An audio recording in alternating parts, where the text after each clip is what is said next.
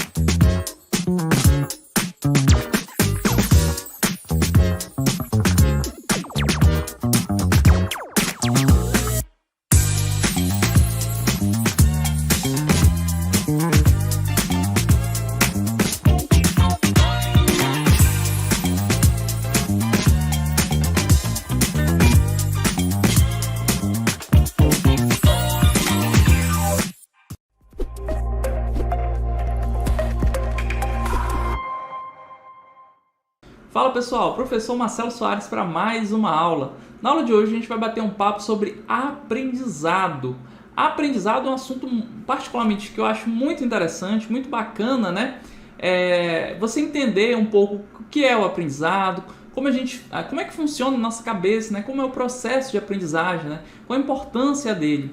E é justamente sobre isso que a gente vai tratar na aula de hoje, né? Como você, na condição de gestor de uma empresa, pode estimular o aprendizado dentro da sua organização, dentro da sua empresa, dentro do órgão público, né? É um assunto aí mais cobrado do que sustentabilidade, né? Então, fazendo aí uma análise até do edital do Banco do Brasil, a gente percebe que o aprendizado ele é muito mais, tem uma chance maior de ser cobrado do que o assunto de sustentabilidade, né? Então é uma aula que você tem que dar uma atençãozinha, né? E é um assunto gostoso de estudar, é um assunto bem bacana mesmo, tá bom? Então, espero que você esteja animado, a água já esteja aí do lado, o caderno também, para a gente bater esse bate-papo sobre aprendizado. Vem aqui comigo ver o que a gente vai estudar ao longo da nossa aula de hoje. Primeiro, gente, a gente vai falar sobre os conceitos iniciais, né? A gente vai falar sobre conceito de aprendizado, vai falar sobre o conceito de conhecimento, que não é a mesma coisa, conhecimento e aprendizado, mas são conceitos aí interrelacionados. Vamos falar sobre a formação do conhecimento, como é que a gente constrói conhecimento. Vamos falar sobre os tipos de conhecimento que existem. Vamos falar sobre os modelos de conversão de conhecimento, ou seja, como eu transformo um tipo de conhecimento em outro tipo de conhecimento. E aí, vamos finalizar nossa aula falando sobre os modelos de aprendizagem, né? Então, dentro aí de uma empresa, dentro de uma organização, quais os modelos de aprendizagem que eu posso adotar, né, para estimular a construção de conhecimento dentro da minha empresa, por exemplo, tá bom? Então, esse é o nosso panorama, nosso roteirinho de estudos. Gente, vamos começar, né? Vamos falar sobre o conceito fundamental, o conceito de aprendizagem. Que trem é esse chamado aprendizagem?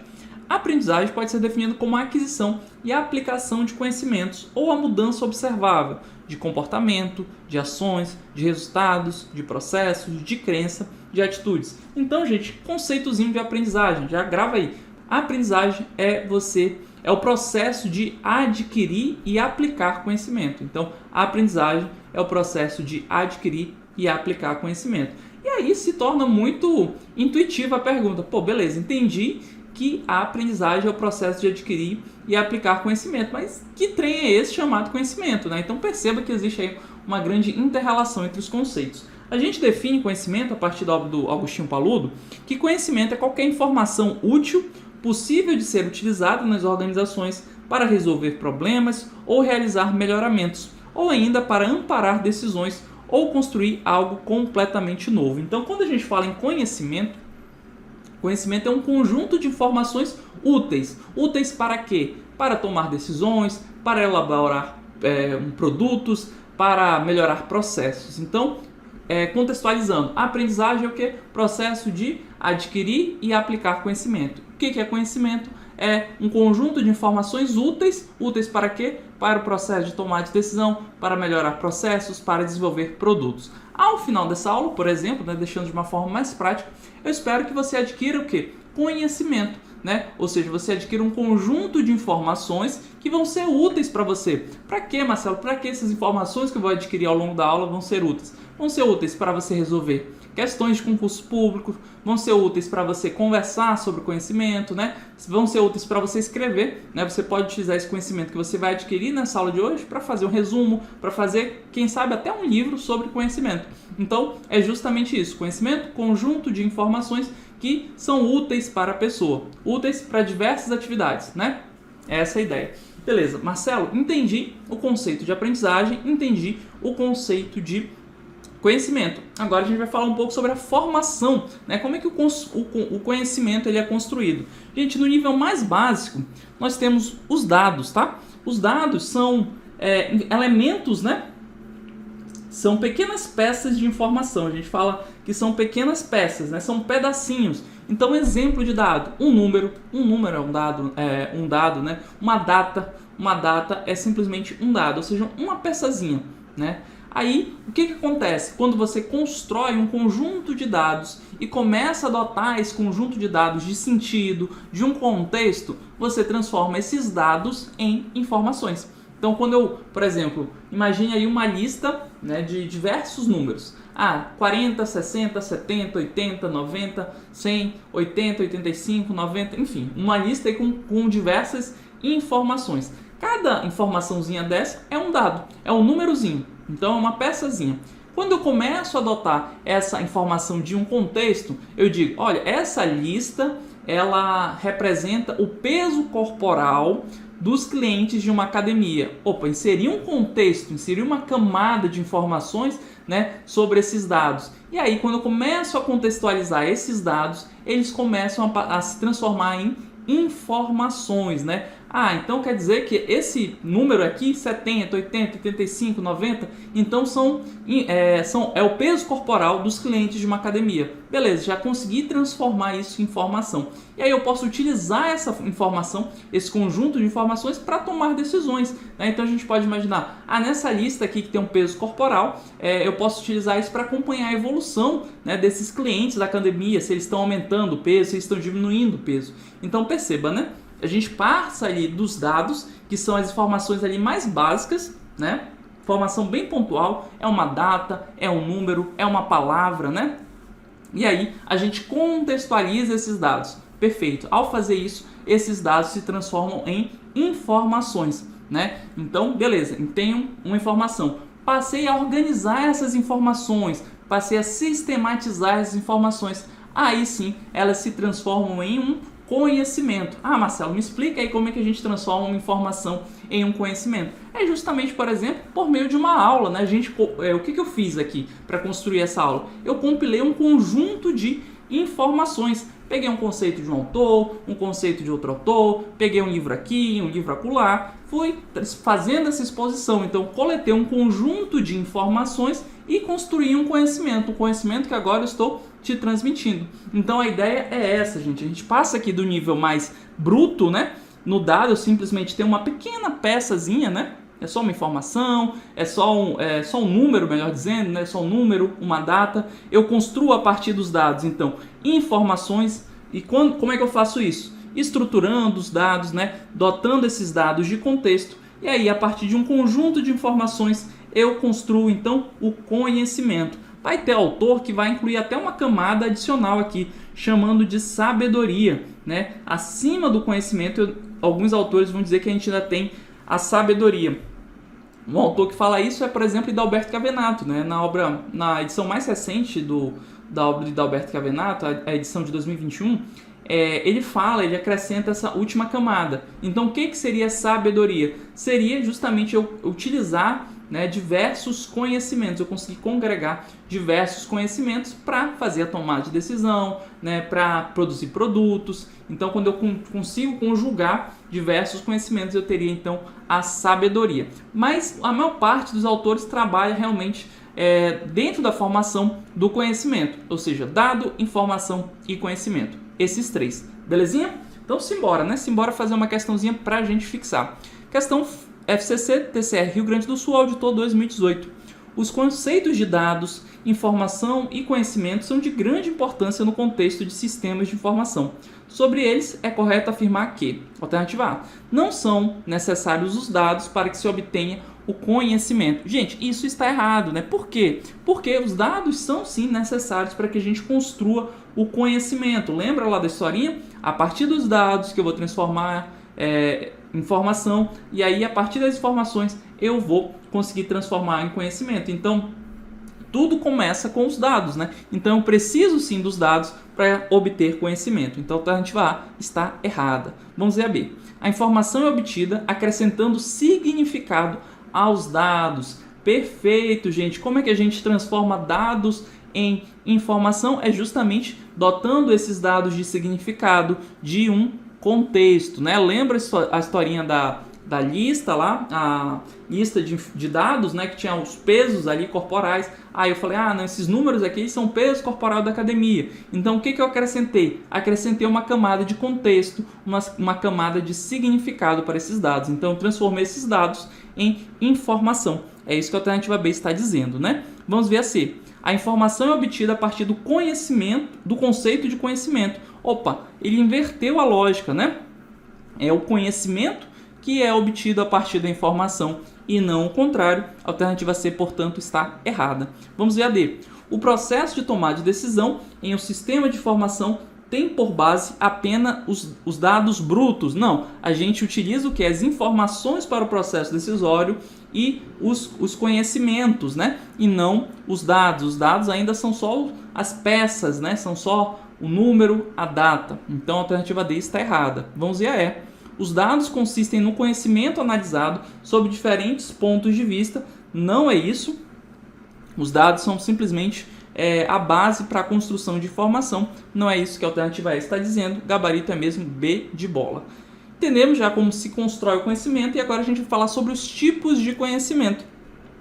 Existem várias classificações doutrinárias, tá, gente? Vai ter autor que vai falar conhecimento empírico, né? Conhecimento científico. Existem várias classificações, mas a classificação cobrada em concurso mesmo, a que é relevante para a gente estudar, é a que divide os tipos de conhecimento em duas espécies. O chamado conhecimento implícito e o conhecimento explícito. Então é isso que a gente vai ver agora, né? Conhecimento tácito ou implícito, tá? Outra forma de chamar isso é implícito.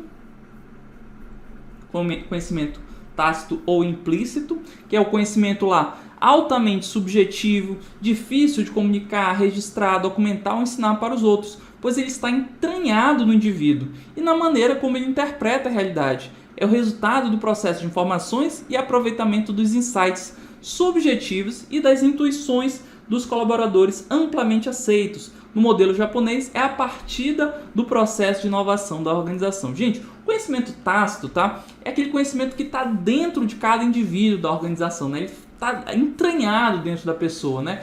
Então você não consegue pegar. É um conhecimento, por isso que é tácito, é implícito, porque você não consegue pegar, você não consegue tocar. É um conhecimento difícil de acessar. Por exemplo, eu tenho aqui um conhecimento tácito sobre administração, conhecimento implícito, um conhecimento que está dentro de mim.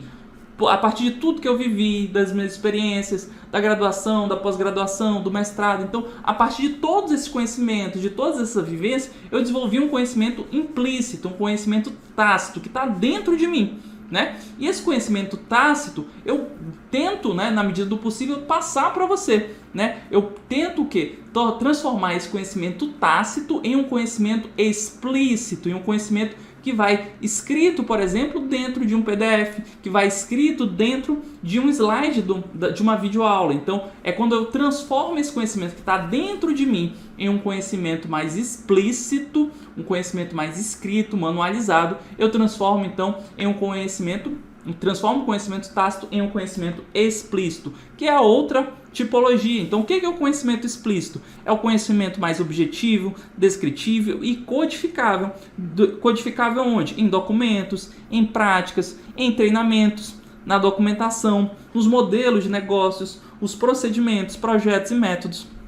O conhecimento explícito é aquele que se pode comunicar e transmitir. No modelo ocidental é o conhecimento útil, que pode ser formalizado, sistematizado e facilmente comunicável. Então, quando eu escrevo lá o PDF, eu estou transformando o conhecimento que está dentro de mim, conhecimento tácito, conhecimento implícito, e estou colocando ele para fora, escrevendo ele, documentando ele, tornando ele explícito. E por que a gente faz isso? Porque é muito mais fácil de transmitir o conhecimento explícito, né? Porque a partir que está escrito o PDF, eu posso passar esse PDF para várias pessoas, né? E essas pessoas vão ter acesso, então, a um conhecimento que estava apenas dentro de mim, né? Mas ao transformá-lo em um conhecimento explícito, ao escrever um PDF, ele se torna, então, acessível. E, gente, esse é um dos principais objetivos das empresas, né, das organizações de modo geral, é justamente fazer essa transformação, né, essa transformação de um conhecimento implícito em um conhecimento explícito, um conhecimento documentado. Por quê? Porque imagine se a gente conseguisse utilizar toda a inteligência de todas as pessoas da organização, né? Se a gente pegasse ali aquela pessoa que sabe tudo, por exemplo, do processo de qualidade e transformasse esse conhecimento facilmente acessível para a pessoa que trabalha no marketing. Não seria bacana? Não seria útil? Então, esse é realmente o esforço do que a gente chama até de gestão do conhecimento ou gestão da aprendizagem organizacional. É transformar esse conhecimento implícito, aquele conhecimento que está dentro ali de cada funcionário da empresa, em um conhecimento explícito, porque aí sim outras pessoas vão conseguir acessar aquele conhecimento, tá bom? A ideia é essa, tá bom, gente? Entendemos então os tipos de conhecimento. Vamos fazer uma questãozinha para fixar. Questão FGV, Badeschi, Analista 2010. Com relação ao conhecimento tácito e ao conhecimento explícito, analise as afirmativas a seguir. Vamos ver. O conhecimento tácito é simples de ser articulado na linguagem formal. Gente, isso está errado, né? O conhecimento tácito é aquele conhecimento entranhado, aquele conhecimento que está dentro do indivíduo. Então você não consegue pegar nele, você não consegue articular ele, né? Ele está ali dentro do indivíduo, né? Então a gente tem que transformar ele no explícito, né? Então a alternativa 1, a afirmativa 1 está errada. 2. O conhecimento tácito possui natureza intangível e pessoal. Perfeito, né? O conhecimento tácito é o que está dentro do indivíduo. Você não consegue pegar porque ele está dentro, não está num documento, não está numa norma. Então ele é intangível e é pessoal. Porque ele, de novo, ele é inerente ao indivíduo, né? Então aqui a 2 está corretinha. Vamos ver a 3. Os conhecimentos tácitos e os conhecimentos tácito e explícito são complementares e suas interações proporcionam dinamismo às organizações. Gente, perfeito, né? Isso aqui também está correto. Vamos entender isso aqui um pouco melhor, né? Como assim, Marcelo? Nossa, gente, dinamismo às organizações. Por quê? A partir da leitura, por exemplo, de um PDF, quando você for ler lá o seu PDF, a partir dos seus próprios conhecimentos, das suas próprias experiências, você vai desenvolver um conhecimento ainda maior do que aquele que está expressamente escrito no PDF. Isso é muito interessante, né? Então, a gente constrói o conhecimento, então grava aí, a gente constrói o conhecimento por meio da interação entre o conhecimento tácito e o conhecimento explícito, tá? Então, de maneira mais prática. Eu estava aqui com conhecimento implícito, né? Um conhecimento sobre administração. Eu escrevi o PDF, transformei esse conhecimento implícito em um conhecimento explícito, em uma aula em PDF. Você foi lá e leu essa aula no PDF, né? Espero que tenha lido mesmo, hein? Leu essa aula do PDF, esse conhecimento explícito. E ao adquirir aquele conhecimento, você juntou aquele conhecimento com aquele conhecimento que você já tinha dentro de você, ou seja, esse conhecimento implícito que você já carregava, né? E aí, a partir da interação do conhecimento explícito da aula de PDF com o conhecimento implícito, ou seja, aquele conhecimento que já estava dentro de você, você construiu um conhecimento ainda maior. Então é essa a ideia. Então a construção de conhecimento, ela ocorre justamente por meio dessa interação entre o conhecimento implícito, ou seja, dentro do indivíduo, e os conhecimentos explícitos, né? É isso que a afirmação está dizendo, olha, os conhecimentos tácito e explícito são complementares, exatamente, e suas interações proporcionam o dinamismo às organizações. Então isso aqui está perfeitinho, 2 e 3 corretas, gabarito, alternativa E. Beleza. Falamos sobre os tipos de conhecimento, vamos falar agora sobre os modelos de conversão do conhecimento, ou seja, como eu transformo um tipo de conhecimento em outro tipo, né? Primeira forma, gente, é a chamada de socialização. Vamos ler aqui como Nonaka, né? Para o autor que comenta um pouco sobre esses modelos de conversão. Ele fala assim: ocorre de indivíduo para indivíduo. A socialização é compartilhar e criar conhecimento tácito através da experiência direta, processo pelo qual experiências são compartilhadas entre as pessoas e a partir delas, conhecimentos tácitos ou modelos mentais e habilidades técnicas são criados. É o caso do treinamento no local de trabalho, sessões informais, interações com clientes. Na tradição ocidental, este conceito se aproxima ao da cultura organizacional. A socialização gera um conhecimento compartilhado entre indivíduos. Gente, então, o que é socialização? Socialização é aquele conhecimento que você obtém a partir da observação direta. Então imagine que você foi aprovado no concurso do Banco do Brasil. Amém, né?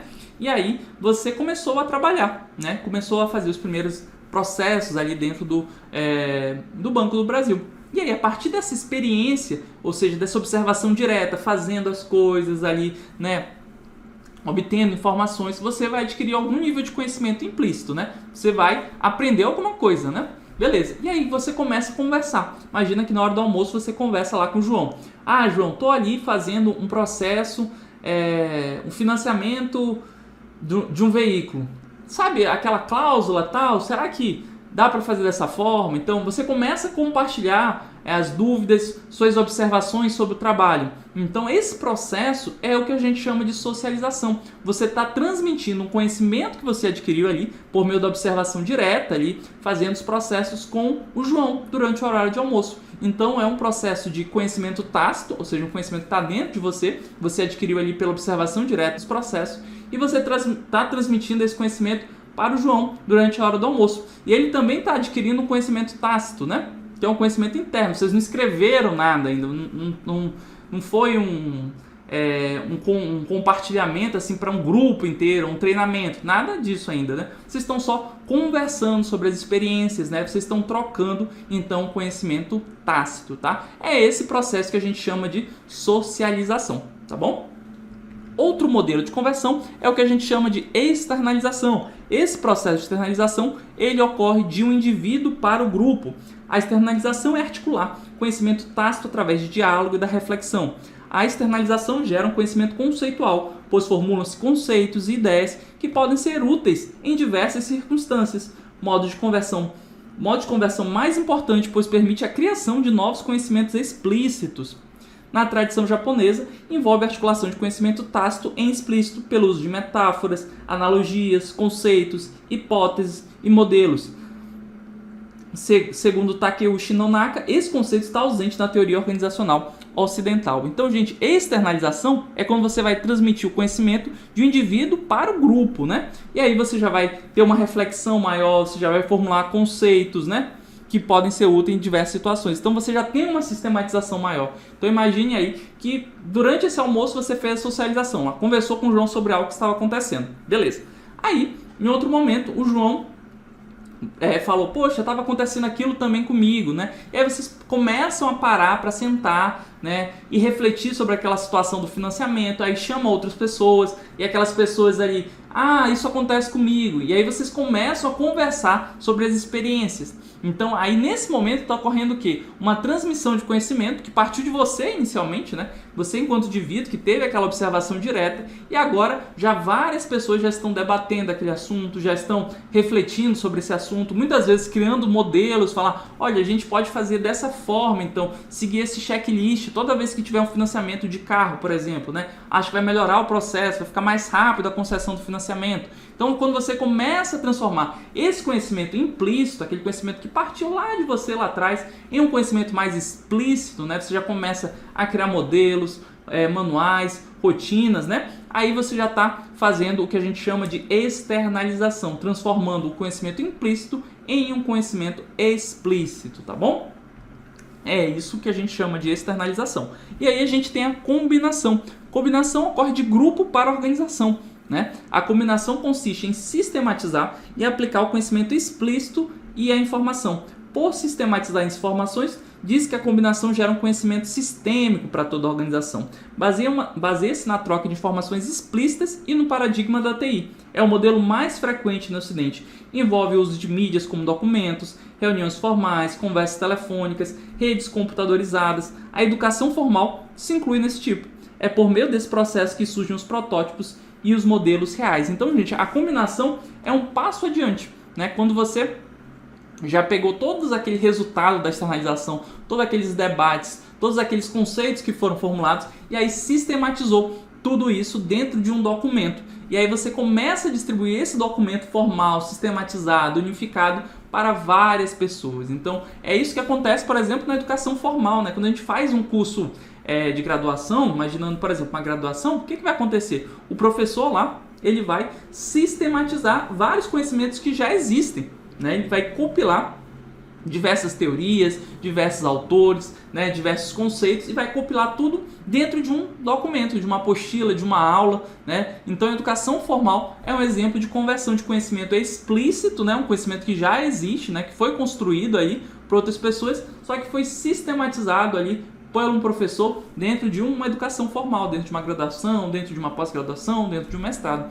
É isso então que a gente fala, que a gente denomina de combinação. É a transformação de um conhecimento explícito, ou seja, um conhecimento que já existia, mas ele foi o que? Também transformado em um conhecimento explícito, só que de forma mais sistematizada, mais organizada. Exemplo, outro, novamente, a aula de PDF. A aula de PDF é um exemplo de combinação. Eu estou compilando diversos conhecimentos explícitos, estou sistematizando diversos livros, diversos autores, diversas questões anteriores de concursos públicos, né? Então já é um conhecimento que já existe, né? Já existem os livros, já existem os autores, já existem as questões de concurso. Qual é o papel de um material PDF, né? Seria compilar tudo isso, sistematizar todo esse conhecimento, né?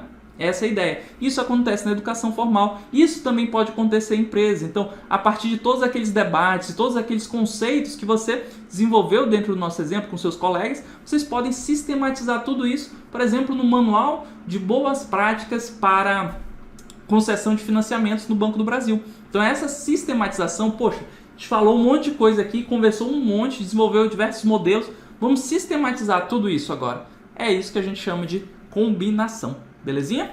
Então, belezinha. E aí, por fim, temos a internalização. O que é isso? O que é internalização? Ocorre de organização para o indivíduo, né? A internalização é aprender e adquirir novo conhecimento tácito na prática. O processo equivale ao aprender fazendo, né? O learning by doing, em que os membros da organização vivenciam o resultado prático de um novo conhecimento. Isso significa conhecimento operacional que os autores identificam o conceito das organizações que aprendem, né? Então é um conhecimento que passa da organização para o indivíduo, que se torna útil, né? Então imagine aí que você lá, depois de todas essas reflexões, vocês construíram realmente esse manual de boas práticas para concessão de financiamento. Beleza. Construiu o manual, foi disponibilizado na intranet aí do Banco do Brasil. E aí outra pessoa qualquer, o Fernando. O Fernando foi lá, estava com uma dúvida sobre financiamento, ele foi lá e leu o manual de boas práticas de financiamento. A partir da leitura que o Fernando tiver desse manual, ele vai internalizar, ou seja, ele vai transformar aquele conhecimento lá, o conhecimento explícito do manual, em um conhecimento implícito. Ele vai aprender a partir daquilo e vai utilizar isso no seu dia a dia, na sua rotina, ali analisando os financiamentos. Então é essa a ideia, né? Então a internalização, esse processo realmente de você internalizar, né? De um indivíduo internalizar o conhecimento que estava explícito ali numa norma, no manual, e transformar ele em um conhecimento ali implícito, um conhecimento mais tácito, tá bom? É esse o processo. E é por isso que a gente diz que é um processo que transforma, né? De organização para o indivíduo, porque já é um conhecimento que estava na organização, normalmente prevista em uma norma e um manual, mas que passa a ser adquirido pelo indivíduo, tá bom? E todo esse processo, gente, ele compõe o que a gente chama de a espiral do conhecimento, né? Lembra que toda a historinha do nosso exemplo começou lá, você compartilhando, você socializando a sua experiência lá durante o almoço com o João sobre o financiamento, né? Então começa aqui na socialização, e aí você transforma um conhecimento tácito em tácito, né? Ou seja, tá tudo aqui ainda tácito, tá só você e o João conversando no almoço, né? E aí vocês começam a chamar mais pessoas, vocês começam a articular conhecimentos, começam a ter diálogos, reflexões, começam a desenvolver conceitos e modelos e melhores práticas. Isso tudo acontece dentro da externalização. Nesse momento, então, a gente tem o quê? O conhecimento tácito se transformando em um conhecimento explícito. Por quê? Porque vocês criaram novos conceitos, vocês criaram novos modelos, né? E aí isso avança, né? Vocês chegam ao momento de construírem um manual. Vocês pegam todos aqueles debates, todas aquelas conversas, todos os conceitos e modelos criados ali na externalização e combinam eles, né? Consolidam eles, sistematizam eles. E é isso que ocorre na combinação. Então é sistematizar e aplicar o conhecimento, né? E aí você passa de um conhecimento explícito, aquele conhecimento que já estava ali explícito nos modelos e conceitos, só que você faz o que? A combinação, você sistematiza tudo isso. E por fim, né, uma vez com o manual pronto, as pessoas vão e leem esse manual e ocorre então a internalização, ou seja, elas vão aprender aquele conhecimento, né, e vão aplicar isso no seu dia a dia. Então é essa famosa espiral do conhecimento. Então, se você tiver que conceituar espiral do conhecimento, é o processo, né, virtuoso, ou seja, que traz aí virtudes para a organização de difusão do conhecimento, que começa ali com a socialização, aquela conversa ali aparentemente inocente, mas que vai gerando proporção, né, que vai ganhando corpo e vai difundindo esse conhecimento por toda a organização. Então, a espiral do conhecimento, ela demonstra, né, um aspecto muito importante para as organizações, né, que é justamente essa capacidade de transformar um conhecimento implícito, um conhecimento que você tinha ali sobre um processo de financiamento, algo que estava muito interno, gerar umas reflexões e debates e transformar esse conhecimento em um conhecimento mais explícito, né? Um conhecimento que vai ser mais acessível a todos da organização no momento em que você constrói o manual lá de boas práticas sobre financiamento. Tá bom? Então a espiral do conhecimento, ela demonstra esse processo de você transformar um conhecimento mais implícito em um conhecimento mais explícito, né? Que é interessante, que é por que espiral, né? Porque ela se reinicia. Porque imagine, o Fernando lá, que nem acompanhou a criação do manual nem nada, né? Mas aí ele vai ler o manual, né? E aí ele vai internalizar aqueles conceitos, ele vai aprender com isso, e a partir do conhecimento que ele já possuía, ele vai poder contribuir até para melhorar o manual. Então gera aí uma espiral realmente de você construindo conhecimento em cima de conhecimento, e aí a organização aprendendo cada vez mais. Isso é interessante porque isso acontece não só em organizações, é claro que o nosso contexto aqui é organização, mas a própria ciência, né? Ela evolui dessa forma. Quando você, por exemplo, vamos imaginar que você está fazendo mestrado e aí publicou um artigo. né? Esse artigo que você publicou, ele vai estar baseado em pesquisas anteriores, né? Ele vai dar uma contribuição ali, um tijolinho, né, a mais, uma compreensão um pouquinho maior sobre aquilo, né, sobre aquele assunto, sobre aquela temática. E aí outro pesquisador vai ler o seu artigo, né, vai falar, putz, isso aqui é interessante, mas e se a gente testar de outra forma, né? E aí ele vai desenvolvendo novo conhecimento a partir daquilo que você já estudou. Então é assim que a gente vai construindo conhecimento, né? A espiral do conhecimento, ela serve para justamente demonstrar esse passinho, né? Você vai, constrói um conhecimento, transforma o conhecimento implícito em explícito, e aí outra pessoa, a partir do contato desse conhecimento explícito, ela vai e contribui, e a gente vai, tijolinho por tijolinho, construindo aí, no estilo Enzo, né, novos conhecimentos, tá bom?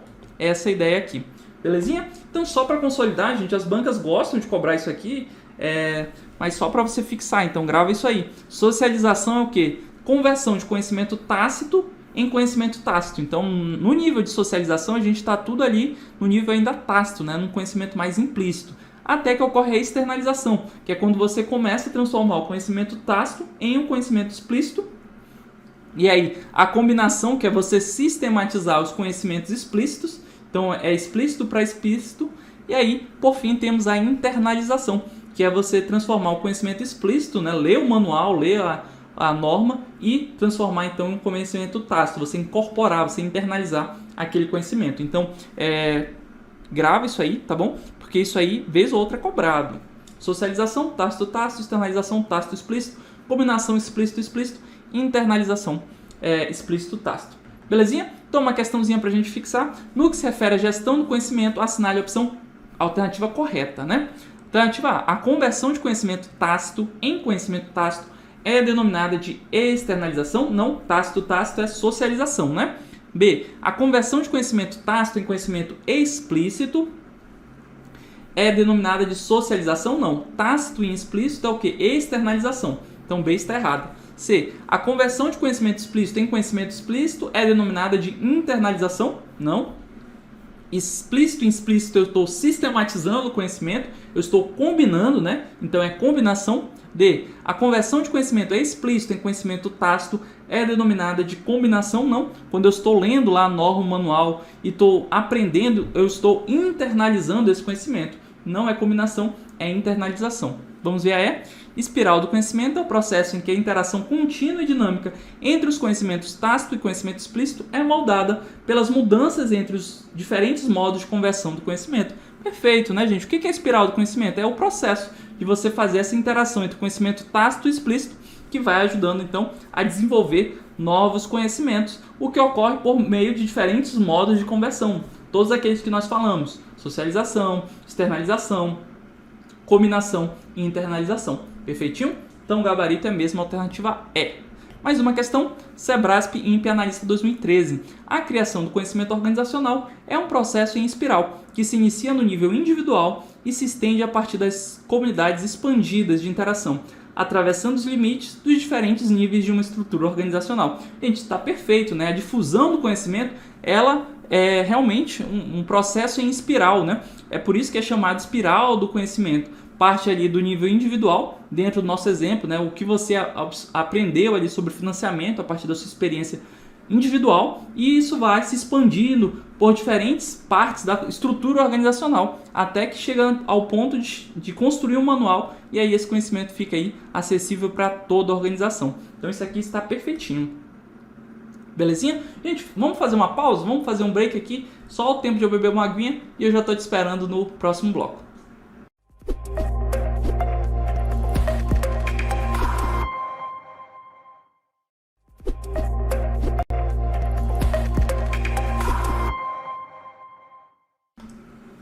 Já bebi minha aguinha, agora a gente vai dar sequência. Pessoal, a gente falou aí sobre bastante coisa já, né? Conceito de aprendizagem, conceito de conhecimento, modelo de conversão de conhecimento. E agora, para a gente ir arrematando nosso conteúdo, vamos falar um pouco sobre os fatores, né, que ajudam no processo de aprendizagem, né, e também que podem servir como obstáculos, né, circunstâncias que podem dificultar o processo de aprendizagem organizacional. Isso é a forma como a organização aprende, né? E, gente, é impossível, assim, a gente conseguir listar todos os fatores, né, que existem, que podem ajudar ou atrapalhar a organização. Então, a gente faz sempre uma compilação dos principais autores, né, das principais literaturas que as bancas organizadoras adotam, né? E a partir, então, dessa compilação, a gente pode ver aqui fatores que contribuem e fatores que se tornam obstáculos, né, para a aprendizagem. Primeiro fator que contribui, vamos começar aqui pelos que ajudam a aprendizagem, né? Proporcionar ou facilitar o uso de treinamento na situação de trabalho. Então, você estimular ali muito treinamento, muito desenvolvimento das pessoas, né? Claro que isso vai facilitar a aprendizagem, ou seja, o processo de obtenção de conhecimento dos empregados. Então, você criar um ambiente propício a treinamento, a desenvolvimento, é claro que favorece, então, a aprendizagem, né? Desafiar as maneiras tradicionais de fazer as coisas, né? Então, você estimular que os empregados tenham uma postura mais proativa, né?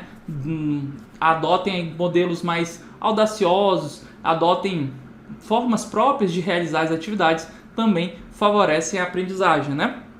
Proporcionar feedback tanto em desempenho como em aprendizagem. Então, você não olhar só o resultado, né, dos produtos, só o resultado do desempenho do empregado, mas avaliar também e dar feedback sobre isso, ou seja, dar aí um retorno sobre isso, sobre o processo de aprendizado do empregado, né? Sobre, poxa, beleza, você fez essa entrega aqui, esse relatório, e também avaliar o que ele aprendeu. Poxa, a partir desse relatório, você entendeu mais as normas dos bancos, por exemplo, você desenvolveu um conhecimento mais interessante sobre os regulamentos internacionais. Então, você avaliar também o processo de aprendizagem. Isso também é uma forma de você valorizar a aprendizagem em si, né, e favorecer esse processo de aprendizagem nas organizações. Cultura de aprendizagem, né? Compartilhamento de visões, experiências por meio da troca, né? Gente, fomentar uma cultura de aprendizagem hoje é, assim, um dos principais objetivos da maior parte das empresas, né? E isso envolve diversos fatores, né? Até é difícil dizer, poxa, como é que eu construo uma cultura de aprendizagem? Basicamente, você tem que ter muita tolerância ao erro, né? Você enquanto organização tem que permitir que as pessoas tomem riscos, né? Várias iniciativas vão fracassar, mas o processo de aprendizagem depende disso, né? Quando a gente fala em inovação, empreendedorismo intra-organizacional, ou seja, aquele empreendedorismo que ocorre dentro das organizações, né?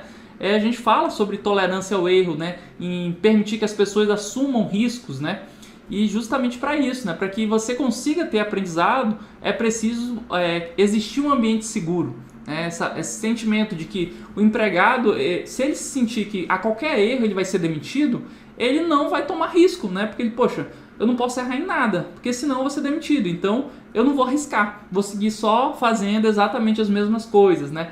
E aí você não vai ter aprendizado e aí você não vai ter inovação. Então, você fomentar uma cultura de aprendizado passa em criar um ambiente seguro, onde os empregados não se sintam ameaçados de perder o emprego por qualquer coisa, ser mais tolerante ao erro, né? Não criticar, não demitir no primeiro erro, e também você estimular novas formas, falar, não, pode fazer, experimenta, vamos tentar. Então, isso passa pela construção de uma cultura de aprendizagem, né? As novas ideias e opiniões quando o sujeito se surpreende com novos pontos de vista, né? Então, estimular novas ideias, opiniões, fomentar a participação de várias pessoas nas reuniões, né? Perspectivas diferentes, e aí entra outro aspecto, né? Da diversidade, né? Então, por vários motivos, né? As organizações têm fomentado a diversidade nas organizações. As organizações têm fomentado a diversidade, né? No seu quadro de pessoal. Um dos motivos, né?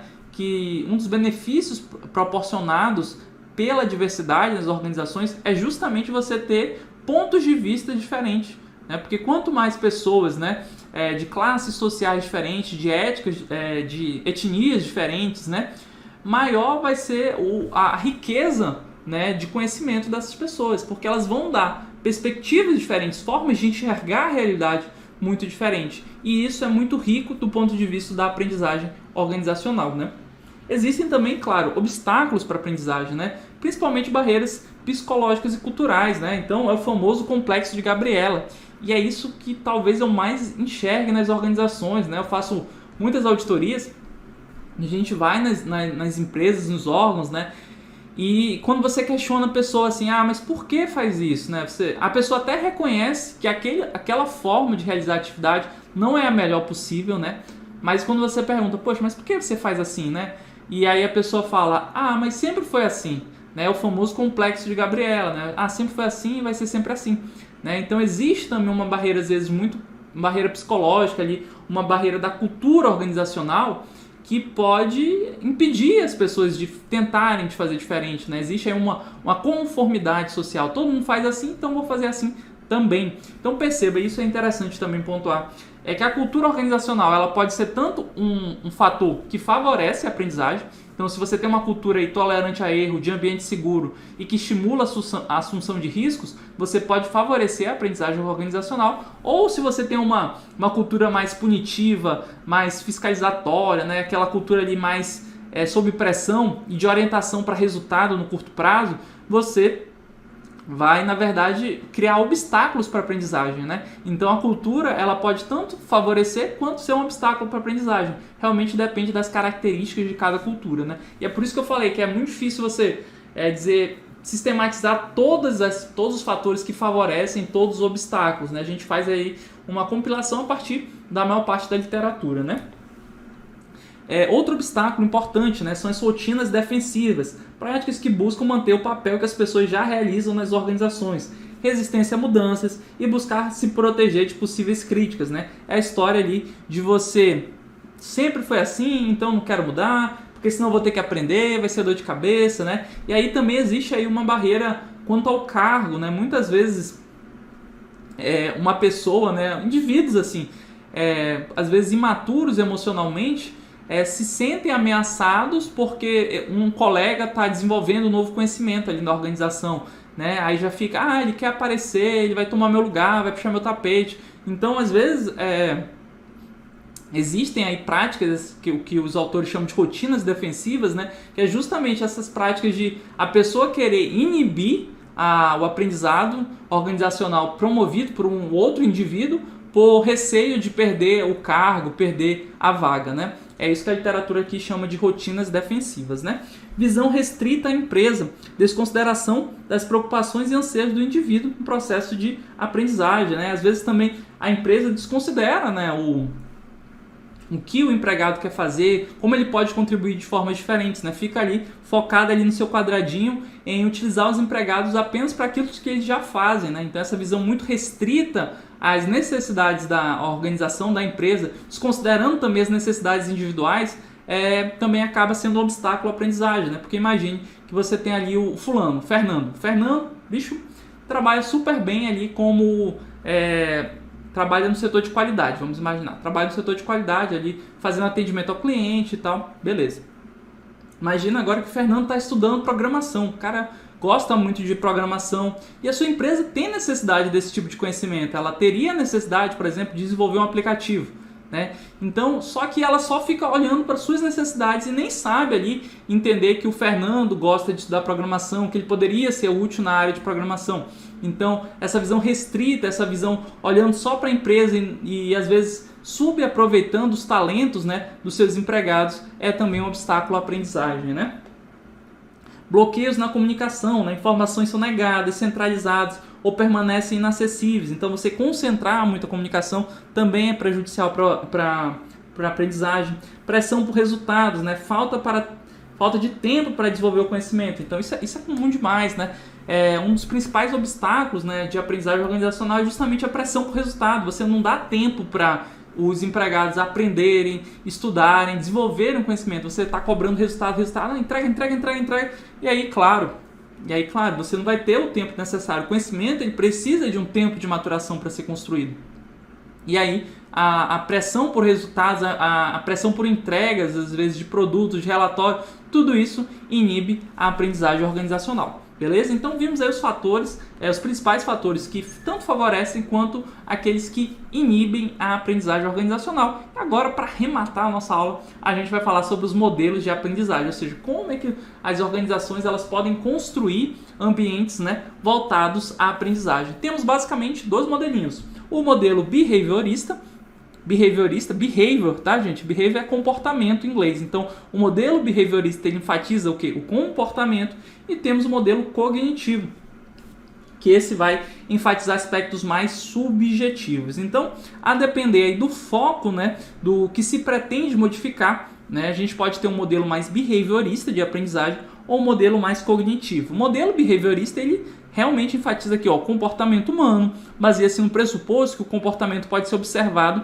e modificado por meio de estímulos. Então, no modelo behaviorista de aprendizagem, a preocupação é com as relações entre o comportamento, os estímulos e consequências provocadas pelo processo de aprendizagem. Então, se eu quero adotar um modelo mais behaviorista na minha organização, eu tenho que primeiro pensar no comportamento que eu quero que meus empregados tenham. Então eu vou focar no comportamento. E aí eu vou procurar, beleza, entendi o comportamento que eu quero que eles tenham. Agora eu vou procurar o estímulo. Beleza, qual é o estímulo necessário para que eles adotem esse comportamento? E aí você faz então essa busca pelo estímulo e constrói o estímulo esperando então aquele comportamento. Então o modelo behaviorista ele se baseia nessa ideia de que diante de um estímulo o indivíduo vai adotar determinado comportamento e aí ele fica estudando, então beleza, eu quero qual é o estímulo adequado. Então ele fica sempre nessa relação entre comportamento, estímulo e consequência, né? Então de maneira mais prática, vamos imaginar não, isso acontece bastante, né? O modelo behaviorista, por exemplo, foi o que fundamentou a criação de recompensas financeiras, né? Qual era o comportamento desejado para os vendedores? Que eles vendessem mais. Então, o que se identificou? Que diante de um estímulo financeiro, ou seja, da aplicação de comissões, esse comportamento desejado, ou seja, que os vendedores vendessem mais, acontecia. Então, você gerou esse estímulo. Vou dar comissões para vendas, né? Essa é uma lógica do modelo behaviorista. Você está sempre olhando aí o comportamento desejado e planejando estímulos para chegar nesse comportamento. O modelo cognitivo não. Você não está enfatizando o comportamento, você está enfatizando aspectos mais subjetivos, né, como mudar crenças, percepções do indivíduo. Então, a preocupação no modelo cognitivo é realmente a aquisição de conceitos e a capacidade para a solução de problemas. Então, você não segue essa lógica assim, eu já quero aquele comportamento, então só vou gerar o estímulo específico. Você se preocupa em melhorar o quadro de pessoal, né? Melhorar o conhecimento deles de forma mais ampla. Então você não está preocupado em um comportamento específico. Você quer, por exemplo, estimular que os seus empregados façam pós-graduação, né? Então você não está esperando assim, um comportamento específico disso. Você quer um conjunto de conhecimentos que esses empregados vão adquirir e que pode ser útil para diversas coisas, né? Para diversos comportamentos, diversos processos, diversos produtos, né? Então, o modelo cognitivo ele se preocupa justamente na aquisição de conhecimento de maneira mais ampla, conhecimento útil para resolver diversos problemas da organização. O modelo behaviorista não. O modelo behaviorista ele já é mais orientado ali para comportamento, criação de estímulo. Essa seria então a distinção fundamental entre os dois modelinhos. Vamos praticar com uma questão FCC, DPE Rio Grande do Sul, analista de administração 2017. Existem diferentes modelos de aprendizagem organizacional comumente apontados pela literatura. Um deles é o modelo behaviorista, né? Modelo do comportamento, cujo foco vamos ver, alternativa A, o domínio da capacidade cognitiva para aquisição de conhecimentos. Gente, capacidade cognitiva, aquisição de conhecimentos não é behaviorista, é um modelo cognitivo, né? Então, a alternativa A está errada. Vamos ver a B. Aquisição de conceitos e solução de problemas. De novo, isso aqui é característica do modelo cognitivo. Está até aqui, ó, gente. Ó. Preocupação com o processo de aquisição e conceitos, capacidade para solução de problemas. Tudo isso é modelo cognitivo, né? Vamos ver a C. A circulação do conhecimento nos diferentes canais institucionais. Circulação de conhecimento, gente, isso é importante independentemente do modelo. É um fator aí que favorece a difusão do conhecimento organizacional. Não é o foco do modelo behaviorista. Como eu falei, é um fator aí que ajuda todos os modelos. Então não é C. D. A resolução sistemática de problemas como forma de apropriação de habilidades. Não.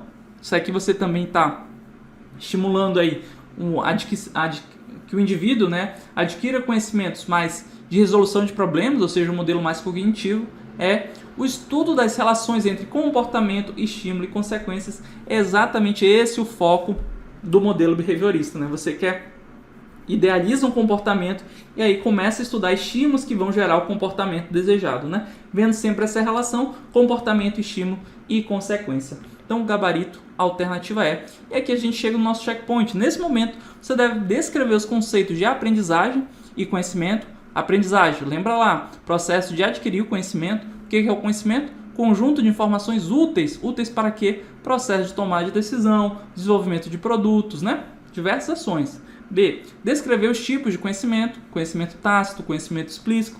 Descrever os modelos de conversão do conhecimento. Gente, isso aqui é bastante cobrado, tá? Presta atenção nisso aqui. Socialização, externalização, né? O C de combinação e o I, por fim... Opa, ficou feio aqui. E o I, por fim, de internalização. Para você lembrar, lembre de SESI, tá? SESI. Deve citar pelo menos 3 fatores que contribuem para a aprendizagem organizacional e é descrever os modelos de aprendizagem, tanto o behaviorista quanto o cognitivo. Então, pausa um pouquinho, vê se você consegue responder essas questões. Se conseguir, beleza, vem comigo para a gente fazer mais algumas questões. Se não conseguir, volta um pouquinho, vê o que ficou faltando para você rever, tá bom? Vamos em frente fazendo uma questãozinha da CES Gran Rio. CES Gran Rio Analista 2012. Uma empresa pretende promover os processos de conversão do conhecimento que envolvam o aprender fazendo. Gente, aprender fazendo é o quê? A internalização, né? Você ali no dia a dia aprendendo conhecimento, né? Ou seja, a incorporação do conhecimento explícito no conhecimento tácito. Ele já fala aqui, ó, você está no conhecimento explícito, no conhecimento tácito. Então você lê o manualzinho lá de boas normas e está incorporando isso, você está internalizando isso, né?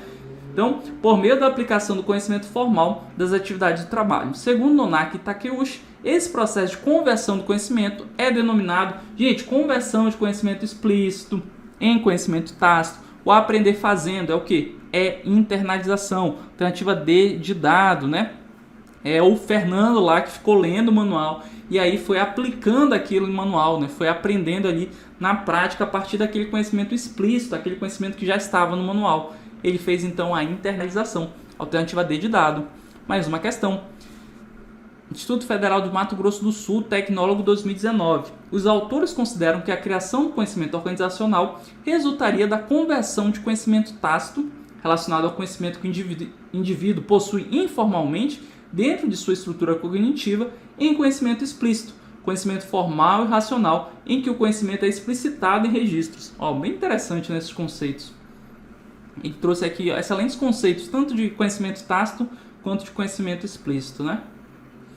Em um processo espiralado, envolvendo tanto a dimensão epistemológica quanto a dimensão ontológica.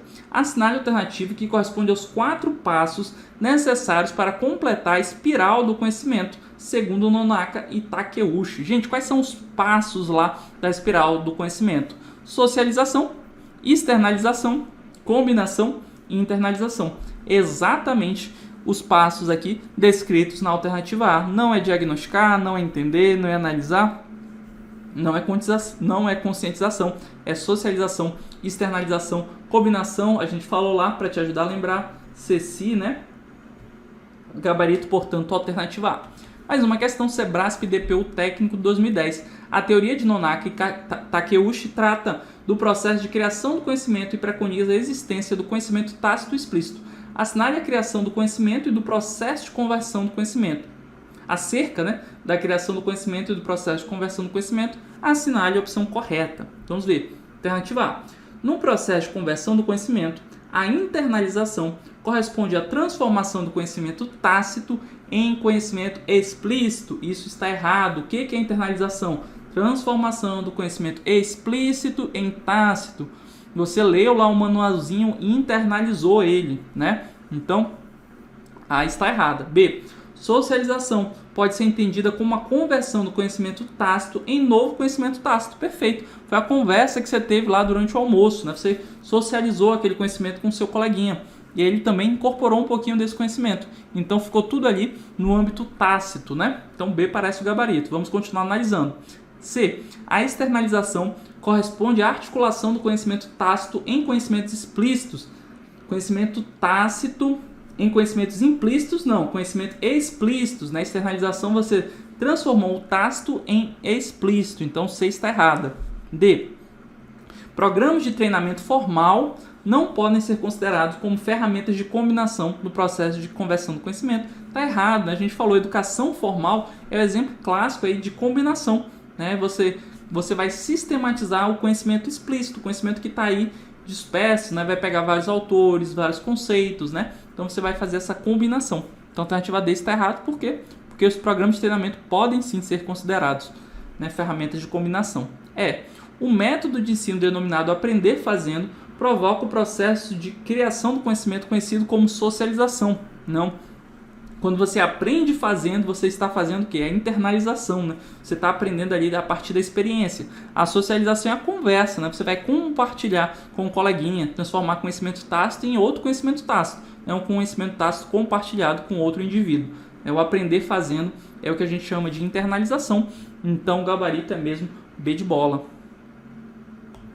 Questão FCC, TST Analista 2017. O modelo de aprendizagem organizacional que tem por foco o comportamento, predicando que o mesmo pode ser observado e modificado, não aborda a aquisição de conceitos e solução de problemas, mas sim a relação entre os estímulos e as consequências.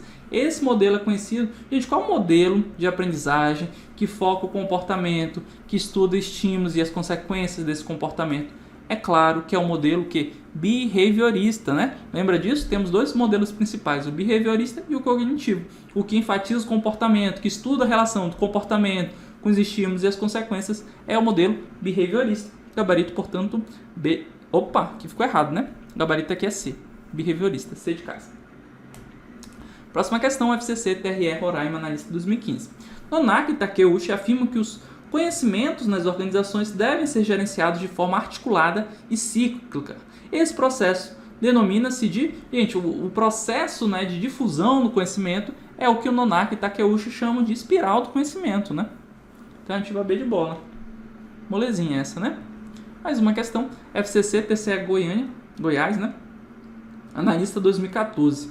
No processo conhecido como espiral do conhecimento, a conversão do conhecimento de tácito para explícito é chamada de... Gente, converter conhecimento tácito em explícito é o quê? É a externalização, né?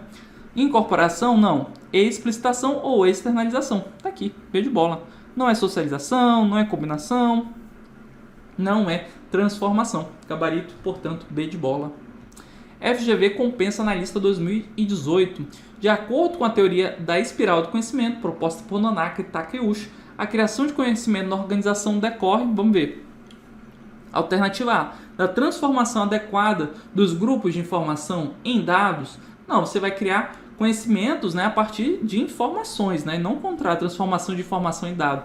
É até o contrário. E o que a espiral do conhecimento fala é, na verdade, transformar o conhecimento implícito, melhor dizendo, né, em um conhecimento explícito. Então, não é isso não.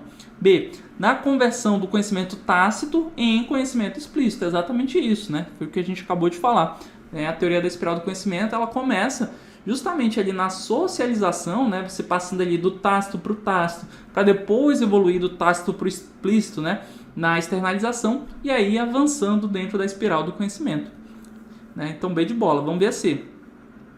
Do diálogo do conhecimento organizacional com atitude proativa, não é isso, não tem nada a ver. D, da aprendizagem informal por meio da padronização estruturada, na verdade não é isso, né? A aprendizagem informal ela é útil sim ali dentro da construção do conhecimento tácito, né? Mas aí você tem que transformar isso, esse conhecimento tácito em um conhecimento explícito, senão não vai difundir o conhecimento dentro da espiral do conhecimento, né? A alternativa é, na modelagem do conhecimento intangível com ações de recuperação, não é isso, né? O foco é realmente a conversão do conhecimento tácito em explícito. Isso consta na alternativa B de bola. Mais uma questão, FGV TJ Santa Catarina, Analista 2018. Uma empresa do setor de seguros iniciou seus esforços de gestão do conhecimento. Uma das primeiras iniciativas foi atualizar e unificar os manuais relativos aos procedimentos de atendimento aos clientes do call center, com base na legislação atual. Essa iniciativa representou um processo de conversão do conhecimento no que se refere à dimensão tácito explícito, conhecido como... Gente, presta atenção aqui, ó. Uma das primeiras iniciativas foi atualizar e unificar os manuais. Então já existiam manuais. O que ele fez? A unificação, a sistematização dos manuais. Então ele está transformando um conhecimento que já estava explícito em outro conhecimento explícito, só que um conhecimento explícito unificado, sistematizado, organizado. E isso é o que a gente chama de combinação, né, gente? Combinação. Transformar conhecimento explícito em outro conhecimento explícito, por ter sistematizado, por ter organizado o assunto, é a famosa sistematização. Lembra lá do PDF?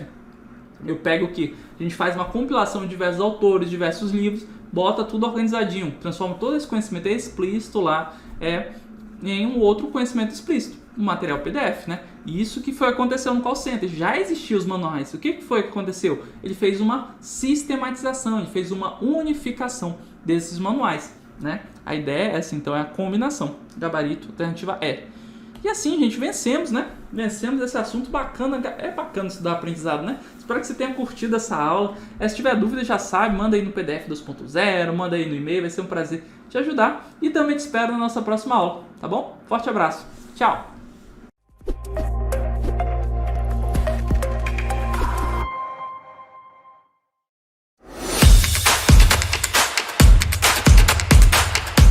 Interromper.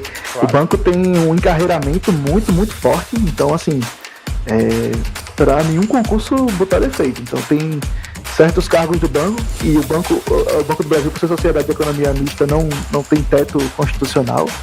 Então você chegando um nível alto de carreira, com baixa dedicação, você vai ganhar mais que concurso de editor, você vai ganhar mais que concurso de juiz, às vezes é um salário bem legal. A praticidade, a questão de você poder estudar em qualquer lugar que você esteja, qualquer meio. Eu, por exemplo, estudava pelo celular, praticamente. Em poucas horas eu pegava um computador para ler, para fazer alguma coisa no computador. Basicamente era o celular. Então, um smartphone mais forreto que tiver, já dá para poder estudar, não tem desculpa. Então, ali mesmo você está lendo, está praticando, está fazendo resumo, vendo resumo, marcando, tirando dúvida. Então, cara, eu recomendo 1000%. E que está aqui mostrando para você que o Banco do Brasil é sim uma boa oportunidade. E você pode estar cheio de insegurança, mas essa insegurança aqui, ó, você não pode ter. O que é o PDF 2.0? Para o concurseiro, aulas, grifos, dúvidas, anotações, questões, mapas mentais, tudo em um só lugar. Para quem não quer perder tempo, material enxuto e completo. Para a impressora, férias. Para quem é ambientalista, mais árvores no mundo. Para o mundo dos concursos, uma grande parceria. Para a sua preparação, o melhor material. Para a sua aprovação, questão de tempo. Para o seu nome, diário oficial. PDF 2.0 é bom para todo mundo, mas é melhor ainda para quem quer ser aprovado. Comece hoje. Acesse www.direçãoconcursos.com.br. Nosso material em PDF. Nossos PDFs têm conteúdo. Teoria cobrada no edital, apresentada de forma didática e esquematizada.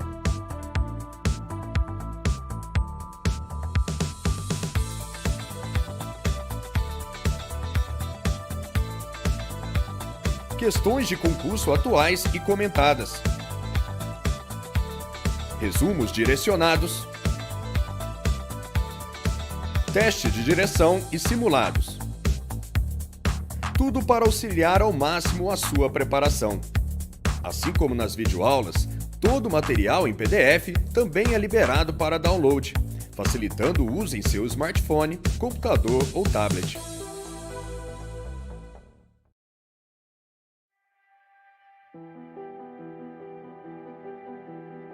Passar em concurso não é nada fácil, né? A gente sabe que a gente já teve aí do outro lado e é dureza. Aqui no Direção, nós gostamos de pensar que se trata de um esforço mútuo. Nós sabemos que você está se esforçando, está ralando, né, que é muito cansativo. E a gente aqui do outro lado está fazendo a mesma coisa. É uma jornada que nós aqui do Direção, a gente não quer que você trilhe sozinho. Isso é compromisso. Não é só gravar a aula, né? Pegar o material, escrever o PDF, disponibilizar e deixar você sozinho. Tem que ter acompanhamento, atenção, dedicação. A gente está aqui o tempo todo buscando formas de entregar o conteúdo de uma maneira mais interessante para você, te fornecendo apoio, te fornecendo direcionamento, ferramentas de estudo, uma plataforma. Por isso que a gente se preocupa tanto com notícia, com informação e te deixar atualizado, né? Estamos sempre atrás da informação. E informação certa, tá? Então, o nosso blog está sempre atualizado, com notícias em primeira mão, nossas redes sociais também. Para que você esteja ali sempre orientado, que você esteja sempre antenado com aquilo que há de melhor para a sua preparação. Da mesma forma, na nossa seleção de professores aqui, que é um trabalho extremamente rigoroso que nós fazemos, nós estamos sempre olhando os professores, olhando para a nossa própria equipe de professores, buscando entender o que a gente pode fazer para deixá-la ainda mais forte, ainda mais capaz de passar o conhecimento que você precisa. Porque nós não queremos ser o curso dos concurseiros. E sim o curso dos concursados, né, dos aprovados. De quem conquistou, de quem mudou de vida. E é por isso que a gente falou, né, de compromisso mútuo. Tem muita gente que pensa que o concurso, o sucesso no concurso, ele se resume ao dia da prova. Na verdade, o dia da prova é o ato final. Tem toda uma caminhada até lá. Nós já traçamos essa trajetória, sabemos a dificuldade que é. Isso não é nada fácil, isso não é nada simples, mas isso transforma completamente a tua vida a partir daquele ponto. Então todo o esforço, toda a dedicação, né, todas as abnegações que você está fazendo agora nesse momento, com certeza vão valer a pena. A gente também sabe a alegria que é ter o nome lá no Diário Oficial. E você vai poder ver o seu, pode ter certeza. E nós vamos te ajudar nisso. Com a direção certa, estudando aqui com a gente, nossos alunos estarão cada dia mais próximos da aprovação e da realização desse sonho. Então, conte com direção. Pode contar conosco aqui no Direção. Pode contar com direção, hein? Pode contar com direção para isso. Conte com direção para trilhar esse caminho contigo até o dia da sua nomeação.